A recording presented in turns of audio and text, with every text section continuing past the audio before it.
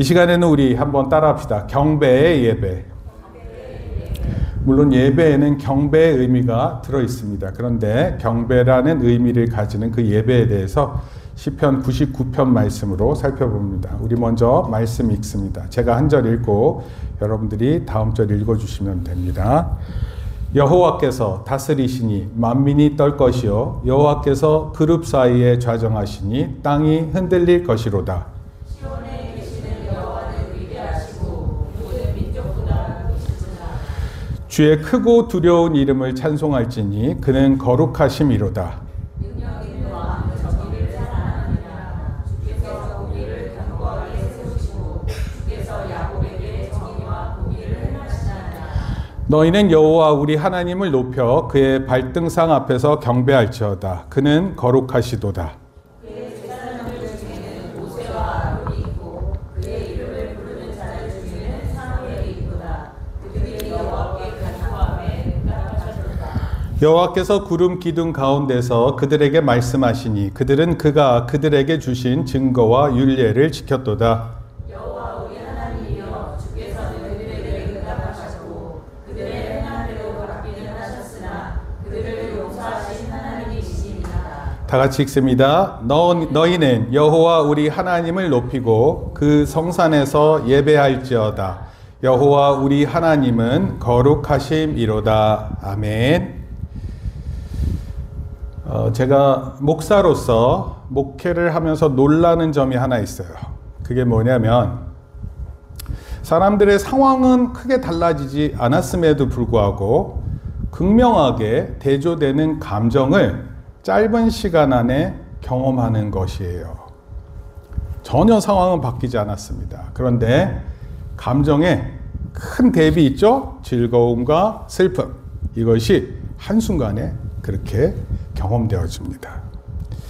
예를 들어서 설명을 드려볼게요. 어떤 성도가 사랑하는 가족의 장례식에서 견딜 수 없는 슬픔을 경험했어요.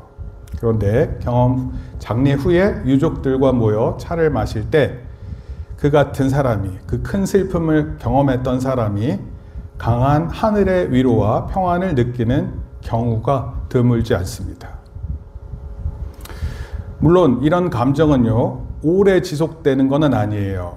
그런데 어느 목회자에게도 있었던 일입니다. 아내와 두 아들을 잃었어요. 그런데 그를 방문한 친구들과 눈물의 고통이 어느덧 웃음과 평범한 대화의 안도감으로 바뀌는 모습을 보고 그 목회자 자신이 고백을 했어요. 나한테 이런 큰 슬픔이 있지만 상황은 바뀌지 않았어요. 그런데 또 하나님이 주시는 큰 위로가 있구나.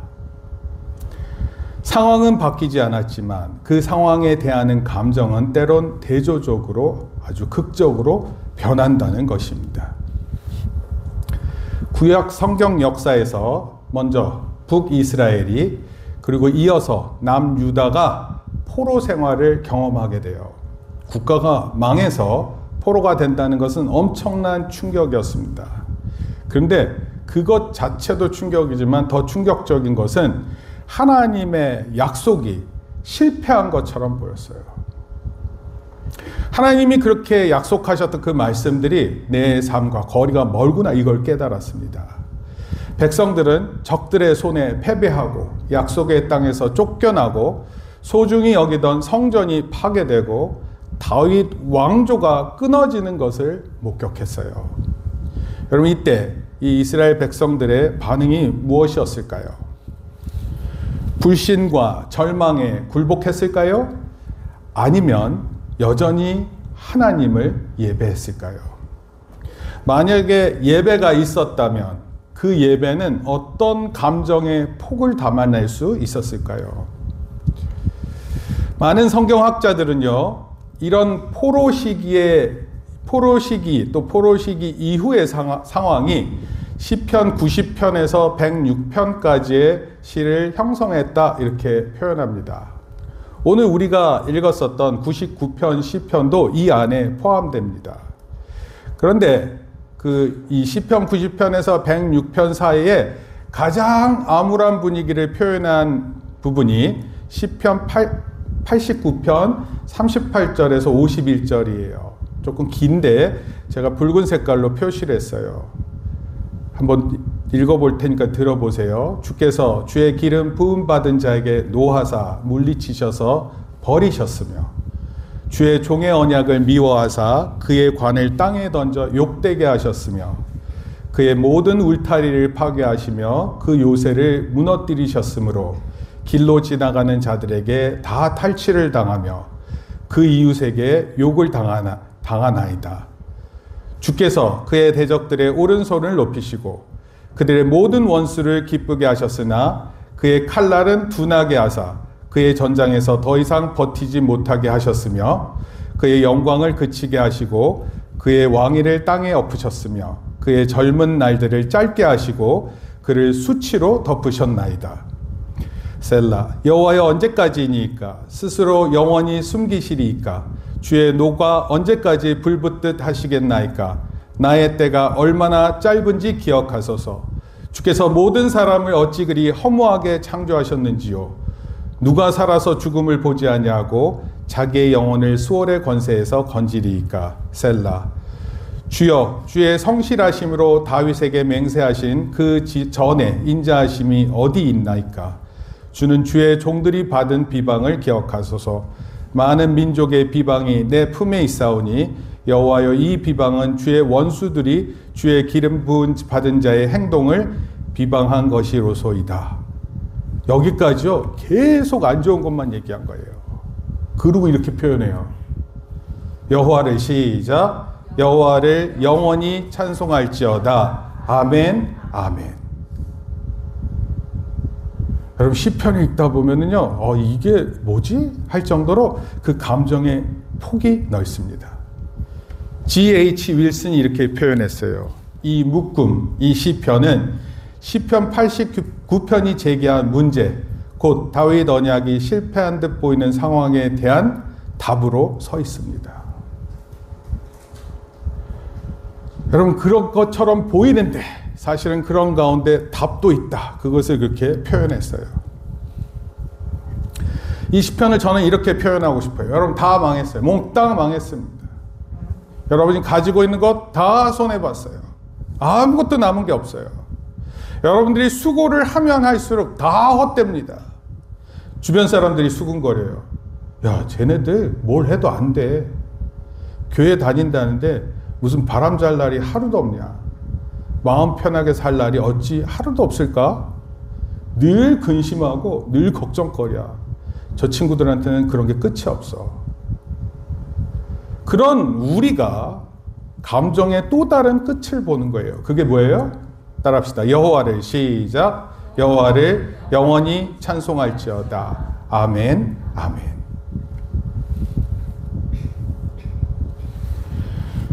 여러분 시편의 감정의 폭이 넓다. 그걸 우리에게 보여주고 있어요. 그럼에도 다윗의 언약이 끝난 것 같아도 여호와를 영원히 찬송할지어다. 여러분 제가 솔직히 말하는데 그런 망한 상황 가운데서 여러분들이 기댈 것은 없어요. 어디에 뭘 기댑니까? 그나마 남아있는 건 하나님을 의지할 수밖에 없는 거예요. 행여라도 우리가 다 망한 후에 우리 사랑하는 이가 다 내 곁에 없어요. 그래서 내가 혼자라는 느낌을 처절하게 느낍니다. 그 다 망한 것과 같은 그 순간에 만약에 하나님을 발견하면 전부를 발견한 것과 같습니다. 마찬가지로 우리의 삶이 좋은 날보다 실패하고 고통 가운데 있는 삶이 많아도 마치 다 망한 것 같고 소망이 끝난 것 같아도 여호와를 영원히 찬송할지어다. 아멘, 아멘. 이렇게 고백하는 것이 중요하다라는 것을 오늘 시편이 말하고 있어요. 우리가 하루를 살아가면서 여러분 그 하루를 통해 모든 것을 단정짓고 살 수 없습니다. 여러 감정 가운데 있어요. 그러나 내 삶을 여호와를 영원히 찬송할지어다. 아멘, 아멘 고백하는 거예요. 이게 쉽지 않아요. 그러나 그런 고백을 해야 된다는 것이 오늘 시편이 우리에게 강조하는 것입니다. 시편에서 90편은 모세, 또 101편, 103편은 다윗 이런 사람들과 관계에 있어요. 근데 이 사람들은요, 포로기, 아까 제가 처음에 말씀드렸던 그 포로기보다는 훨씬 이전의 사람들이에요. 그러니까 꼭 이스라엘의 나라가 망했다고 해서 그 절망을 느끼는 순간은 아니었어요. 모세하고 다윗은. 그렇지만 이들도 오랜 역사를 아우르는 가운데 슬픔과 고통이 있었어요. 특히 모세의 때는 이스라엘 백성들이 전부 다 노예로 지내고 있었어요. 그러니까 그 삶이 얼마나 힘들었겠어요. 여러분, 노예가 잘 살면 얼마나 잘 삽니까?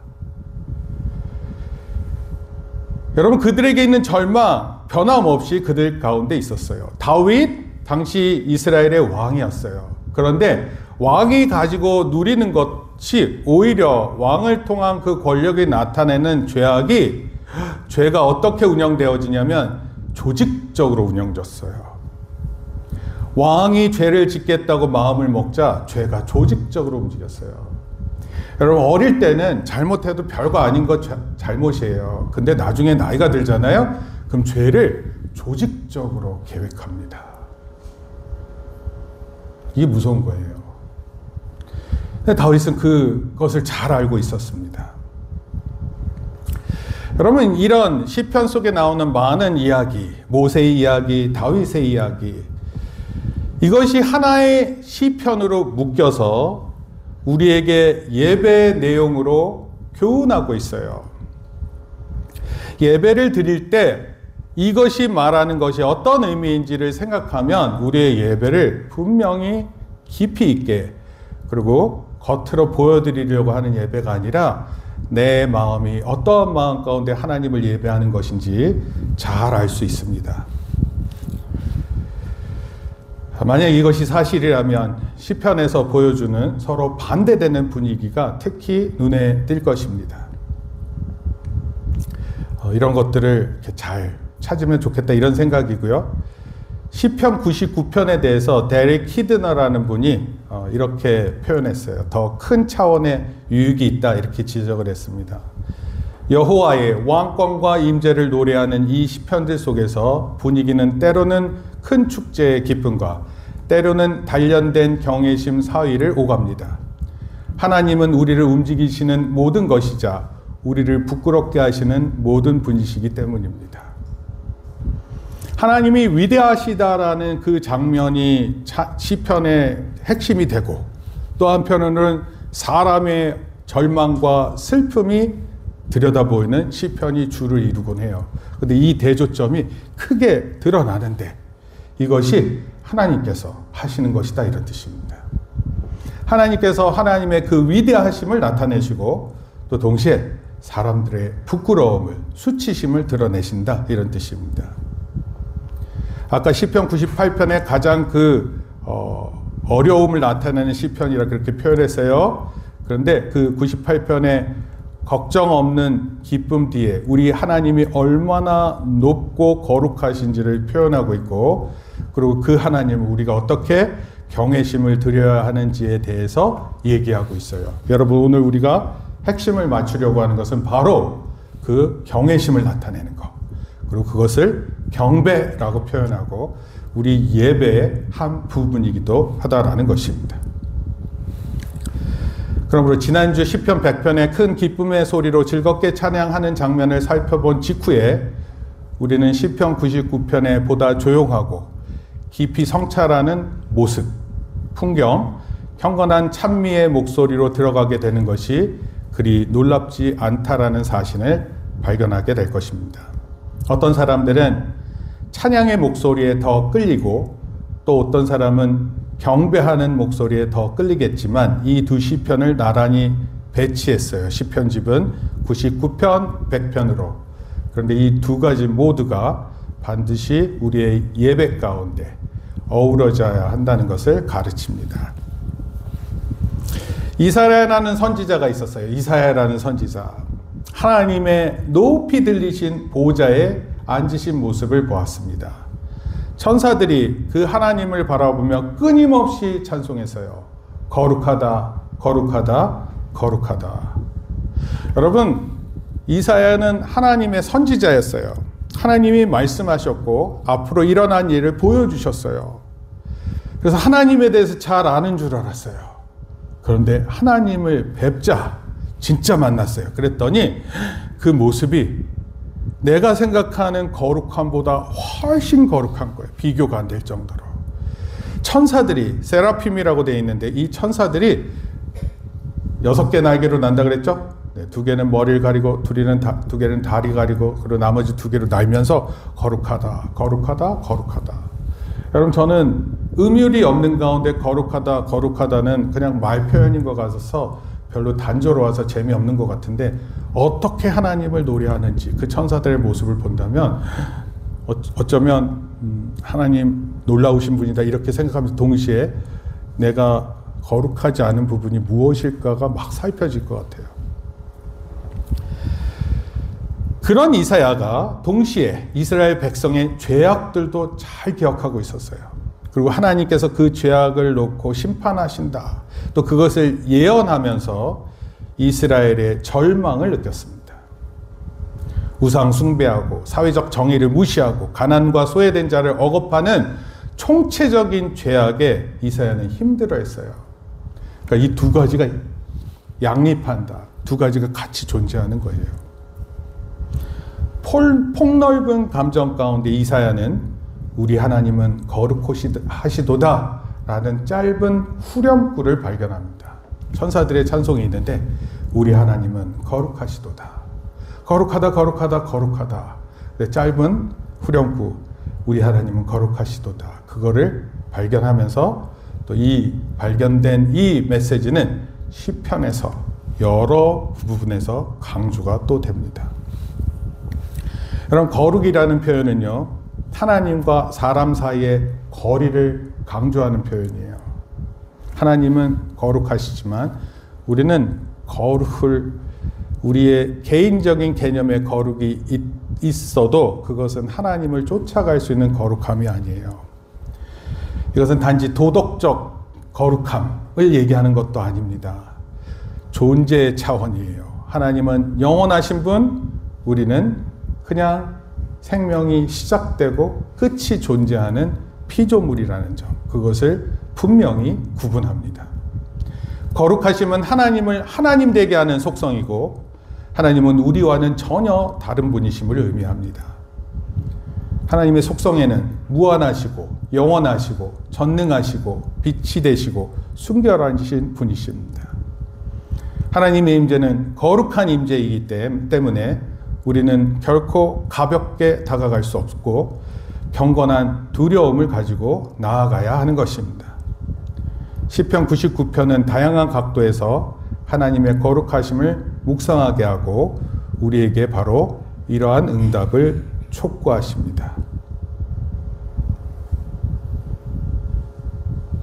그래서 지금부터 3가지로 살펴봅니다. 시편 99편에서 어떻게 하나님을 경배해야 되는지, 그 무엇이 예배인지를 이렇게 표현합니다. 한번 따라합시다. 첫 번째, 예배자는 하나님의 거룩한 통치 안에서 예배합니다. 하나님의 거룩한 통치 안에서 예배합니다. 그러니까 단도직입적으로 얘기하면 이런 거예요. 여러분들이 생각하는 여러 고민들을 가지고 이 자리에 앉아 있는 게 아니에요. 이 시간만큼은 하나님께서 나를 통치하신다라는 개념이 그 가운데서 하나님 예배하는 게 중요해요. 예를 들어서 어제 내가 실패한 일이 기억나는 그런 자리가 아니에요. 내가 과거에 수치심을 느꼈던 것을 소스라치게 놀라면서 그것을 생각하면서 예배하는 그런 자리가 아니라고요. 시편 99편 1절에 이런 표현을 합니다. 여호와께서 한번 읽습니다. 시작. 여호와께서 다스리시니 뭇 백성이 떨 것이요 그가 그룹 사이에 앉으셨으니 땅이 흔들릴 것이로다. 참고로 여기 있는 그룹도 천사의 이름이에요. 아까 세라핌 이렇게 표현했죠. 여기 나오는 그룹도 천사들 사이에 앉으셨다 이런 뜻입니다. 다윗의 왕조가 무너진 현실 앞에서, 즉 나라가 망했어요. 경건한 이스라엘 백성들의 믿음과 소망을 붙들어 준 것은 하나도 없어요. 사람을 기반으로 한 것은. 여러분 나라가 망했는데 내가 지금 가지고 있는 게 무슨 의미가 있습니까? 나라가 망했는데. 더 이상 내 땅, 내 권리가 없어졌는데 그게 무슨 의미가 있어요? 그런데 딱 하나 남아있는 거예요. 그게 뭐예요? 따라합시다. 여호와께서 친히 다스리신다. 여호와께서 친히 다스리신다. 지금 이 순간에 다른 모든 것에 어떤 영향권 안에 있다 하더라도 이 순간에 하나님께서 친히 다스리신다. 이것을 가지고 하나님을 경배한다. 이런 뜻입니다. 당시 이스라엘이 망했을 때는 아수르 제국에 의해서 북이스라엘이 망하고 바벨론에 의해서 남유다가 망해요. 그러니까 다 망해요. 그리고 이 두 제국이 또 싸워서 바벨론이 이깁니다. 누군가에게 모든 승리가 다 가져간 것처럼 보였어요. 그런데 그 가운데서도 고백되어지는 게 있었어요. 그게 뭐예요? 여전히 여호와 하나님께서 통치하시는데 그가 가장 높으신 분이시다. 이런 뜻이에요. 이스라엘 안뿐만 아니라 모든 나라 가운데서 두려움이 대상이 되신다. 이런 뜻이에요. 하나님이 얕잡아보지 말라. 이런 뜻이에요. 다른 신들 많은데 다른 신들보다도 더 위대하신 하나님인 줄 알고 그 하나님의 통치가 있다 예배할 것을 우리에게 말합니다. 뿐만 아니라 그의 통치는 여전히 예루살렘에 세워져 있다 이렇게 표현했는데 그가 그룹 사이에 앉으셨다. 그 뭐예요? 하나님을 보필하는 천사들 사이에서 여러분 앉았다라는 것 자체가 무슨 뜻이냐면 하나님께서 통치하신다 이런 뜻이에요.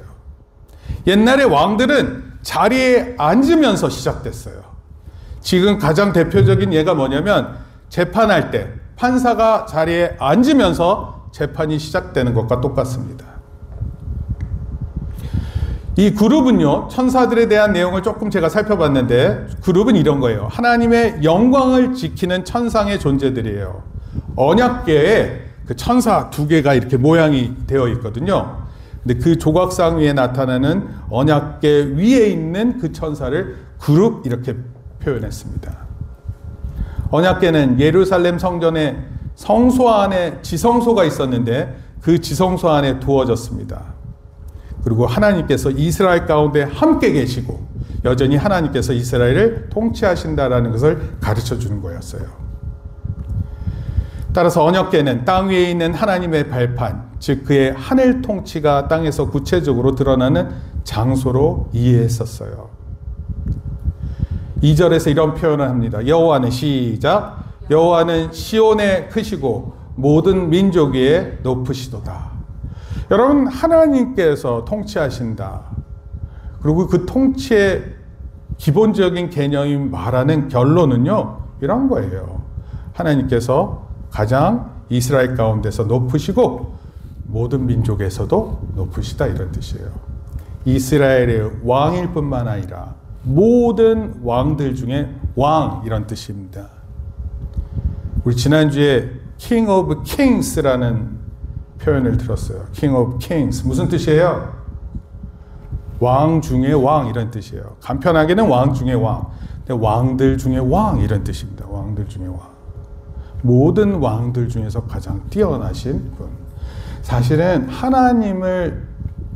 하나님에게 접근할 수 있는 다른 왕이 없어요. 없습니다. 그런데 그런 왕들이 하도 많다 보니까 왕 중에 왕 이렇게 표현한 것입니다. 목사님도 영화 보다가 감정의 폭을 느꼈어요. 그냥 목사님은 나이가 들수록 메마른 감정이라고 생각하는데 목사님은 예수님의 말씀만 들어도 감동이었습니다. 여러분 하나님을 그렇게 경험하는 거예요. 하나님을. 어디서요? 하나님 예배하는 가운데. 여러분 우리는 새 언약의 신자라고 합니다. 그 새 언약은 뭐냐면 예수 그리스도를 통해 나타난 십자가, 부활, 예수님의 죽으신 부활 이후에 승천하신 이 모든 약속들이 성취되었음을 기억하고 그것을 되돌아보고 그 예수님이 우리의 구원자 되심을 기억하는 거예요. 당시 시편을 쓰던 모든 기자들은 이 예수님의 새 언약을 어렴풋이 봤어요. 직면할 수 없었습니다. 그들이 절망에서 피할 수 있는 유일한 길은 하나님의 말씀밖에 없었어요. 여러분, 다 망했어요. 근데 하나님이 우리 안에 계신다. 하나님께서 우리를 통치하고 계신다. 그 하나님은 우리 가운데 신실하시다. 이것밖에 없는 거예요. 이 단순한 믿음밖에 없는 가운데 그것을 붙잡은 사람들이 시편을 통해서 예배했다면 오늘 우리의 예배는 이것보다 훨씬 더 풍성한 예배이어야 해요. 시편이 담고 있는 믿음을 우리가 이해할 뿐만 아니라 그 놀라운 믿음을 통해서 새로운 언약을 받은 자로서 예수 그리스도를 기억하고 그 십자가의 부활을 생각하고 나를 위하신 죽음을 생각하고, 이해되세요? 부활을 생각하며 예배하는 거예요. 이 놀라운 것을 선포하는 것이 우리의 예배인 것입니다. 두 번째, 한번 따라합니다. 예배자는, 시작. 예배자는 하나님이 이루신 거룩한 행위를 예배합니다.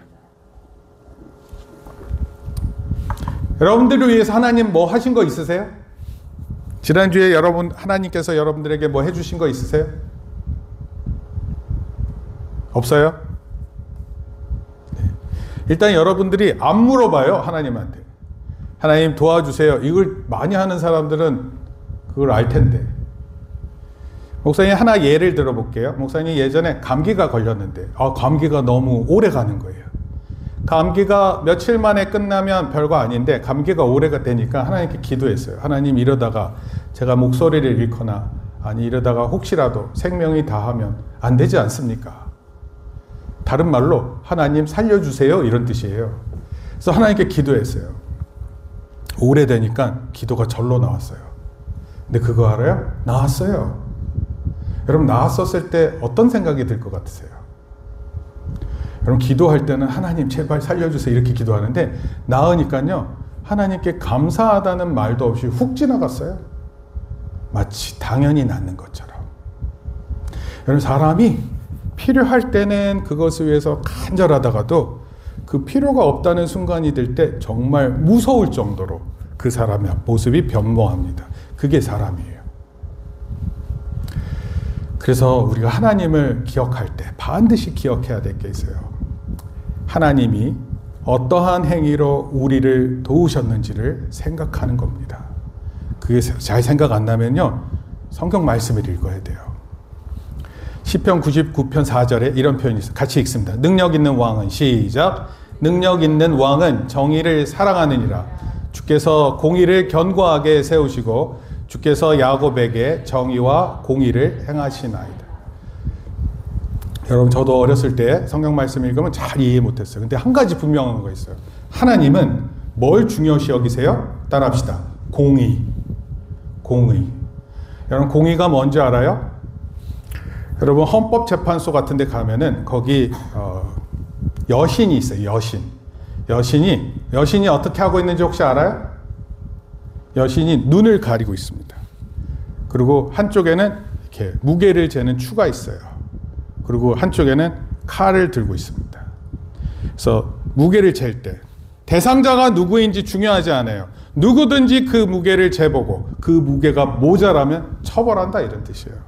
원래 판사는 그래야 돼요. 누구세요? 제가 아는 사람이에요? 그럼 용서해주고, 이런 게 아니란 말이에요. 하나님이 제일 중요시 여기는 게 뭐라고요? 공의예요. 공의. 그걸 다른 말로 정의라고도 표현해요. 하나님은요, 정의를 사랑하시는 하나님이세요. 이스라엘 역사 속에 들어오셔서 그들을 노예와 압제로부터 해방시키셨는데 하나님께서 이렇게 얘기하셨어요. 따라합시다. 나는 여호와라. 시작. 나는 여호와라. 내가 너희를 이집트의 멍에 밑에서 이끌어내며 너희를 그들의 종살이에서 해방시키고 편팔과 큰 심판으로 너희를 구속하니라. 구속한다는 건 뭐 이렇게 감옥에 보낸다 이런 뜻이 아니라 구원한다라는 뜻이에요. 구원한다. 내가 너희를 구원하겠다. 이집트의 나라의 종살이에서도 구원하고 다른 나라 사람들이 너희를 괴롭힐 때도 너를 구원하겠다, 이런 뜻이에요. 그러니까 원래 이스라엘 사람들은 어떻게 생각해야 돼요? 우리나라가 독립된 이유가, 이집트로부터 독립된 이유가 하나님께서 나를 구원하셨구나, 이렇게 알아야 되는 거예요. 하나님은 약속하셨고 그 약속을 그대로 행하셨고 바로 제압하심으로써 이스라엘에게 정의를 베푸시고 공평을 세우셨어요. 시편 99편 4절에 능력 있는 왕은 정의를 사랑하느니라. 주께서 공의를 견고하게 세우시고 주께서 야곱에게 정의와 공의를 행하시나이다. 하나님께서 이스라엘을 그렇게 공의롭게 정의롭게 세우셨고 구원하셨고 그런 모습들을 보여주신 거예요. 그럼 이스라엘은 어떻게 해야 돼요? 이스라엘은 그렇게 구원받았으면 어떻게 해야 됩니까? 그렇죠. 하나님의 말씀처럼 정의로워야 되고 공의로워야 돼요. 그리고 그런 가운데 하나님 예배해야 하는 것입니다. 그래서 그렇게 표현했어요. 여호와 우리 하나님을 높여 그의 발등상 앞에서 경배할지어다. 그는 거룩하시도다. 여러분, 하나님 성품만을 가지고도 그게 무슨 뜻인지, 하나님께서 우리에게 어떤 일을 나타내셨는지를 알 수 있습니다. 지난 금요일 대한민국 광복 80주년을 맞이했어요. 음수사원이라는 표현을 썼습니다. 음수사원. 물을 마실 때 그 물의 기원을 생각한다. 우리는 집에 가서 물 틀면 어디서 물을 틉니까? 네? 정수기? 청호 나 있으면 와, 우리의 물의 근처는 청호. 여러분, 물의 근처는 아니에요. 정수기는 정수 기능만 한 거예요. 사실 물은요, 여기 팔당 댐은 서울로 가는 것 같은데 우리는 어디서 물이 오나요? 잘 모르겠는데 어쨌건 여기 우리 국가 또는 도시, 시에서 그 물이 들어올 수 있게끔 수자원 공사를 통해서 이 물이 올 수 있게끔 되어 있습니다. 물이 그렇게 아주 깨끗하다고 생각하지 않는 것 같아요. 그래서 물에 대한 의심도 많습니다. 그러니까 모든 집에 정수기가 다 달려 있는 거예요. 정수 안 하면 그 물을 못 마신다 이렇게 생각하는 것 같습니다. 이 표현을 어제 그러니까 지난 금요일 왜 썼냐면 이런 거예요. 대한민국의 오늘을 만든 선열들의 희생과 헌신을 기리는 것은 오늘날 자유와 풍요를 누리는 우리가 해야 할 응당한 책임이다, 이런 뜻이에요. 오늘 이런 깨끗한 물이 어디에서 비롯됐어요? 우리 선조들의 희생과 노력이 있었다. 안중근 의사는 30세 나이로 리순 감옥에서 순국했습니다. 유관순 17살 나이로 옥중에서 고문당하다 순국했어요. 여기 17세 있어요? 17세? 우리 가운데 17세 있습니까? 만 17세? 17세들이 손을 안 들어요. 네, 만 18세인 줄 알고. 이봉창 31살에 순국했어요. 윤봉길 24살 순국했어요. 도산 안창호 미국과 중국을 오갔어요. 저기 LA 가면은 도산 안창호 거리 있습니다. 임시정부 만들고 흥사단 조직해서 운영하다가 고문받은 후유증으로 죽었습니다. 이분들이 나라 없을 때 가만히 있었던 게 아니에요. 대단히 노력하고 젊은 나이에 희생했어요. 우리의 선조들은 일제강점기부터 구원해야 한다는 사실에 생명을 걸었어요. 이 일에 우리가 무한한 존경을 표하는 것이 마땅합니다. 내가 누려야 할 마땅한 권리를 가진 게 아니에요. 마치 내 자식만 키우는 것이 아니라 우리 자식의 자식, 내 친구의 자식, 우리 이웃의 자식이 마치 자기 자식인 것처럼 생각하고 대한 것입니다. 그럼 무엇보다 하나님은 온 세계의 역사 속에서 구원하시는 분이세요. 이스라엘을 이집트의 종살이에서 구원하셨을 뿐만 아니라 예수 그리스도를 통해 우리를 죄와 사탄의 종살이에서 구원하신 거예요.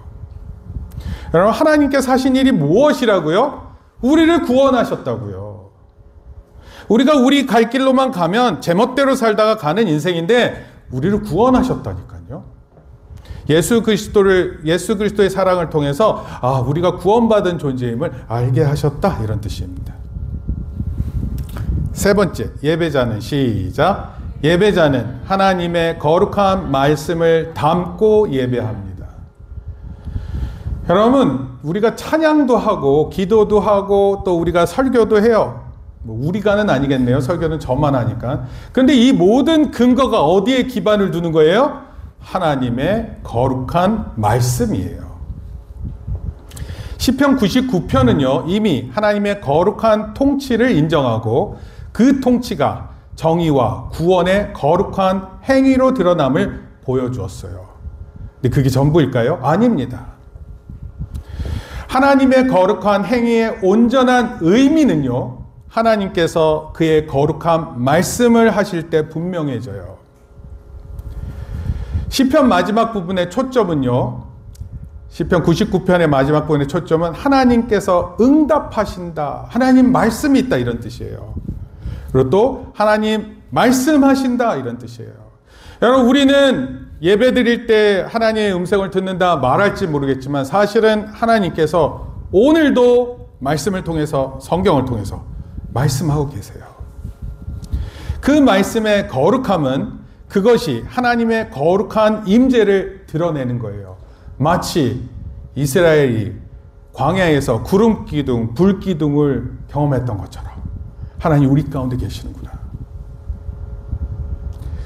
그렇다면 하나님께서 말씀하신 이 거룩한 말씀은 무엇이고 왜 그 말씀을 백성에게 경외하는 찬양을 불러 일으켰을까요? 시편 99편 6절 말씀 읽습니다. 그의 제사장들 가운데, 시작. 그의 제사장들 가운데 모세와 아론이 있고 그의 이름을 부른 자들 가운데 사무엘이 있도다. 그들이 여호와께 간구하매 그가 그들에게 응답하셨도다. 여러분, 이 세 명의 사람이 나타나요. 모세, 아론, 사무엘. 이 특징은 이스라엘을 대신해 하나님께 간구합니다. 이런 거예요. 엄마가 볼 때 딸이 너무 한심한 거야. 그래서 엄마가 하나님께 기도해요. 하나님, 이 딸아이를 불쌍히 여겨주세요. 정말 철딱선이 없습니다. 아빠가요, 아들을 위해서 기도하는 거예요. 아빠가. 하나님 어떻게 해야 될지 모르겠어요. 말을 해도 못 알아듣습니다. 여러분, 이 모세, 아론, 사무엘은요, 이스라엘이라는 나라를 위해서, 원래 이스라엘이 참 말도 끝까지 안 듣던 사람들인데 이 사람들을 품고 하나님 앞에 나아가서 기도했었던 사람들이에요. 여기 보면 이런 표현을 썼어요. 민족적 실패가 있을 때 망했어요. 나라를 망가뜨리는 사람들이었어요, 백성들이. 그런데 그 사람들을 품고 하나님 앞에 나아갑니다. 기도하는 거예요. 근데 그때 하나님께서 응답하십니다. 어쩌면 멸망받아야 될 사람들이에요. 이런 사람들은 다 싹 치우고 마치 노아의 홍수 때 있죠? 노아의 홍수 때처럼 사람들 다 싹 없애버리고 다시 새롭게 시작하게끔. 타노스가 두 번째 이거 하려고 할 때, 첫 번째는 반만 죽였지만 두 번째는 어떻게 죽이겠다고 생각해요? 내가 니네들의 의도를 알았으니까 이번에는 니네들 싹 다 없애고, 기억이라는 걸 하나도 없애고, 나를 통해서 새롭게 창조되는 그 존재들이 나만을 좋아할 것을 생각하면서 만들겠다 하면서 이거 건틀릭 가지고 보석 6개 모아가지고 이거 하려고 했단 말이에요. 사람들 가운데는 그런 마음이 많을지 몰라도 하나님은 이런 지도자들이 기도하려고 하고 대신 간구할 때 하나님은 그들의 미래를 여는 말씀을 주셨던 거예요. 네, 어디에서 무슨 소리가 나는데? 네, 하여튼 사모님 한번 꺼보시고요.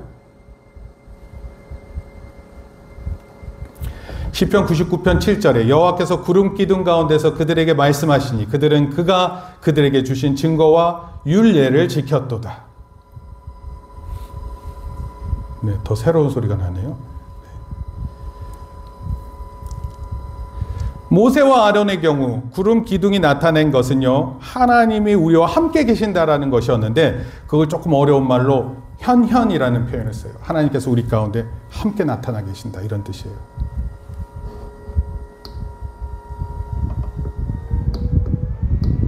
이 팬 소리였나 봐요. 네, 하여튼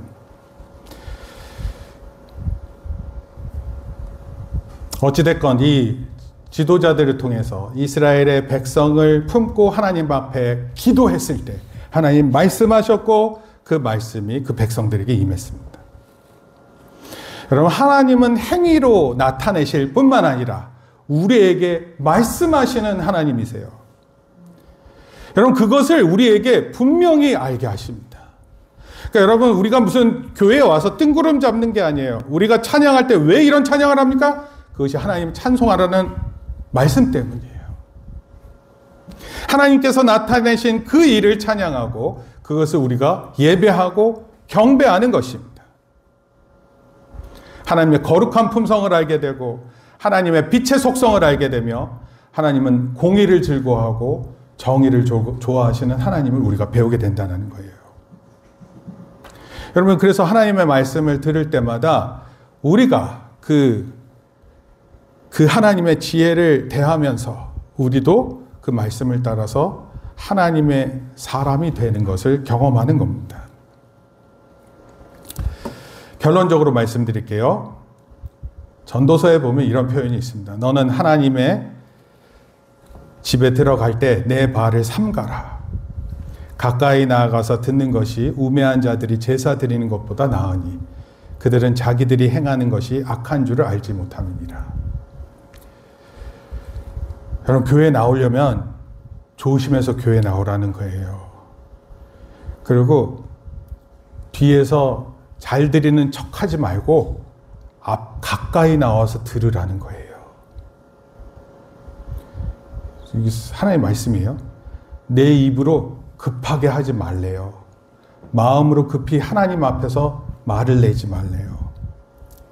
왜 그래요? 하나님은 하늘에 계시고 너는 땅 위에 있어요. 따라서 당연히 말을 적게 해야 되는 게 맞대요. 일이 많으면 꿈이 생기고 말이 많으면 우매자의 소리가 나타나느니라. 어리석은 말을 많이 한다는 뜻이에요. 하나님께 서원하였거든 갚기를 더디하지 말라. 하나님은 우매한 자를 기뻐하지 아니하시나니 서원한 것을 갚으라. 서원하고 갚지 아니하는 것보다 서원하지 않는 것이 더 나으니 내 입으로 말 실수하지 말라는 거예요. 내 육체를 범죄하지 말라. 사자 앞에서 내가 서원한 것이 실수였다고 말하지 말라.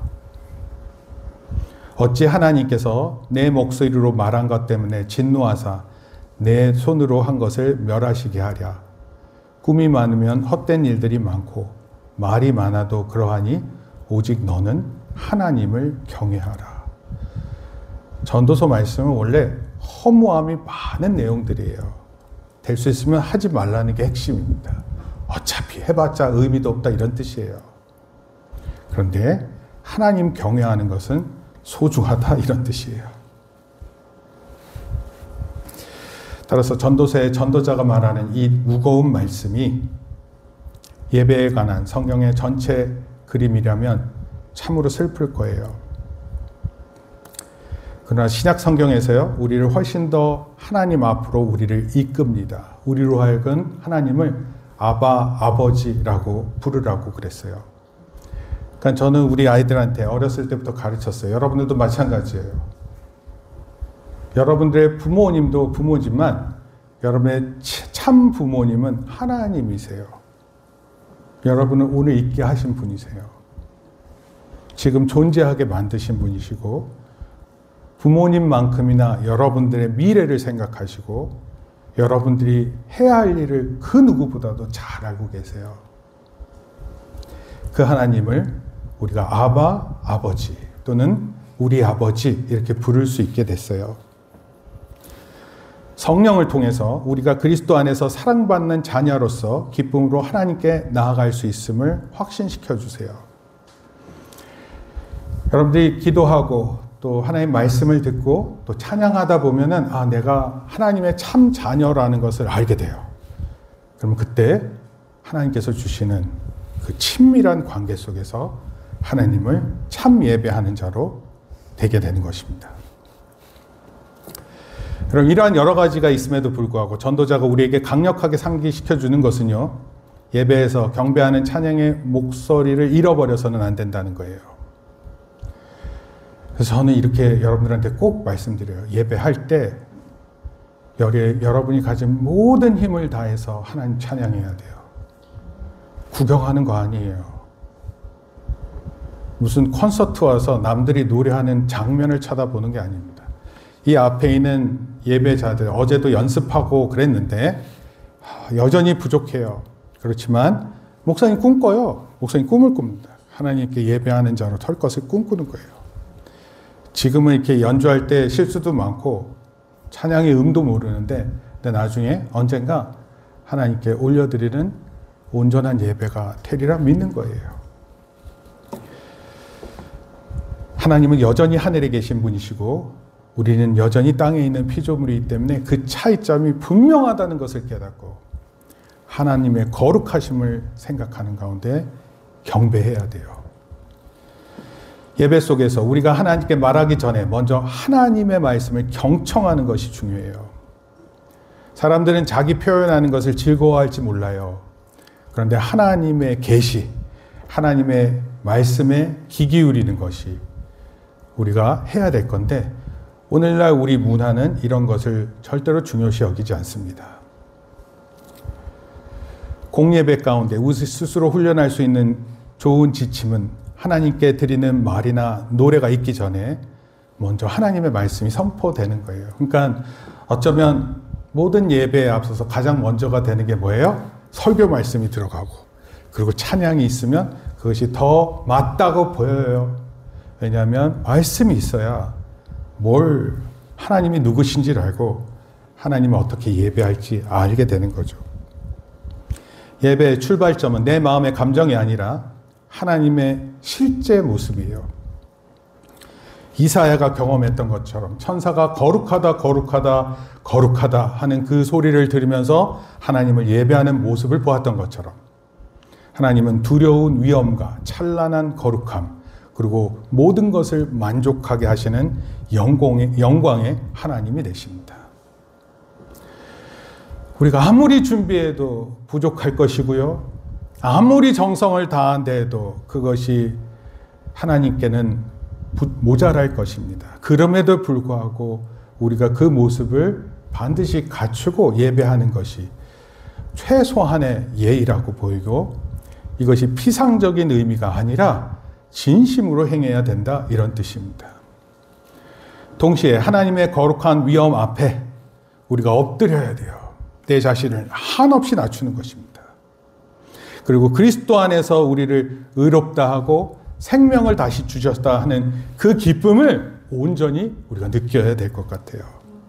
그럴 때 우리 안에서 터져나오는 찬양도 있는 거고 그럴 때 우리 안에서 나타나는 경배가 있는 것입니다. 또한 경외의 찬양의 목소리가 이것은 제가 이런 거예요. 목사님이 개인적으로는 전통적으로 부르는 찬송도 좋아해요. 그런데 요즘 찬송도 좋아합니다. 어떤 때는 예전에 부르는 찬송보다 요즘 부르는 찬송이 더 다가올 때도 있어요. 그런데요, 꼭 그런 것만도 아니에요. 찬송가에 보면은 1900년대 찬송가가 있고 더 오래된 1800년대 찬송가도 있습니다. 한때 찬송가를 부르는 사람들이 논쟁이 있었어요. 그래도 더 오래된 찬송이 더 거룩합니다. 그래서 1800년대 찬송으로 막 찬송했어요. 그리고 또 어떤 사람들은 새로운 찬송이 좋습니다. 한 게 1900년대 찬송이에요. 오늘 우리는 몇 년도 찬송해요? 2000년도 찬송하는 거예요. 2000년도 이후 2010년도 때로는 2020년도 저는 그것이 무엇이든 간에 하나님 안에서 풍성하게 찬송하는 것이 좋다고 생각합니다. 그래도 중요한 것은 하나님을 찬송하는 그 내용이 하나님에게 들려드리는 찬송의 목소리의 내용이 무엇인지 우리가 잘 생각하고 깊은 가운데서 하나님께 예배할 수 있고 그것을 나타낼 수 있는 저와 여러분 되기를 꼭 기억하기를 소원합니다. 마지막으로 여기는 말씀 한번 읽어볼게요. 여호와의 거룩함의 영광 가운데 시작. 여호와의 거룩함의 영광 가운데 경배하라. 온 땅아 그 앞에서 떨지어다. 그리고 또 하나 우리가 읽었었던 거 있죠. 여호와를 시작. 여호와를 영원히 찬송할지어다. 아멘 아멘. 우리의 감정 중요하지 않다고 얘기했어요. 우리의 상황 중요하지 않습니다. 예배는 감정이 폭이 크다 그랬어요. 무엇보다도 이것을 느끼고 배울 수 있는 저와 여러분 되기를 축복합니다. 기도하겠습니다. 하나님 아버지 감사합니다. 경배의 예배에 대해서 살펴보았습니다. 시편 99편에 나타난 하나님의 말씀을 보면서 하나님은 하늘에 계시고 우리는 땅에 있는 존재임을 생각하게 됩니다. 하나님께서 말씀하시는 그 거룩, 또 공의, 또 하나님께서 계획하시는 구원, 우리가 조금 아는 것 같고 우리의 생각에 들어오는 것처럼 보이지만 사실은 너무나도 큰 차이점 안에 있음을 기억합니다. 우리가 예배할 때마다 하나님의 음성을 먼저 듣게 하시고 우리의 표현은 나중에 되게 하여 주시옵소서. 우리의 경배가 더욱더 하나님께 나아가는 예배될 수 있게 하시며, 비록 우리는 이런 감정 저런 감정에 취해 있지만 그러나 훨씬 더 큰 감정 가운데 우리로 깨닫게 하시고 하나님을 높이게 하는 줄 믿사오니 예배할 때마다 여호와를 영원히 찬송하는 저희들 되게 붙들어 주시옵소서. 감사를 드리며 예수님의 이름으로 기도합니다. 아멘.